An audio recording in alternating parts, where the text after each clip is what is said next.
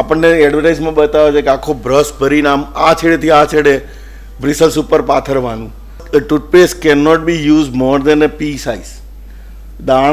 વટાણાના દાણા જેટલી જ ટૂથપેસ્ટ લેવાની હોય છે, એનાથી વધારે ટૂથપેસ્ટ લેવાય જ નહીં, જે દાંત માટે વધારે નુકસાનકારક છે.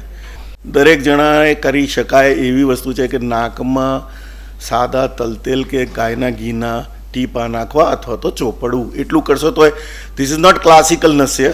હું જે અત્યારે જે વાત કરું છું ખાલી નાકમાં ટીપા મૂકવાની વાત છે. જે નસ્ય છે એ તો આખું એક મેજર ઓપરેટિવ પ્રોસિજર છે. અમે સમજવા માટે એવું કહીએ છીએ કે nasal cavity is entrance to the brain. આ નાકની કેવિટી બ્રેઇનમાં જાય છે. અહીં જે કંઈ મૂકવો એ બ્રેઇન સુધી જાય. એટલે બ્રેઇનને નરિશ કરવું હોય તો પણ નરિશ કરાય, મગજને શાંત કરવું હોય તો શાંત બી કરવું, ને ઉત્તેજિત કરવું તો ઉત્તેજિત કરવું. પણ બહુ જ કોમન સામાન્ય માણસ માટે જો ખરેખર કામની વસ્તુ હોય તો એ નાકમાં ઘી ચોપડવું અથવા તેલને ટીપા નાખવા. રોજ સવારે નાખી શકો અથવા રાતે સૂતા પહેલાં પણ નાખો. ઘણા બધા સમય બતાવ્યા છે, પણ એમાંથી આ 2 સમય એવા છે કે સવારે ઉઠીને કરી શકો, રાત્રે સૂતા પહેલાં પણ કરી શકો. ફાયદા અનેક બતાવેલા છે.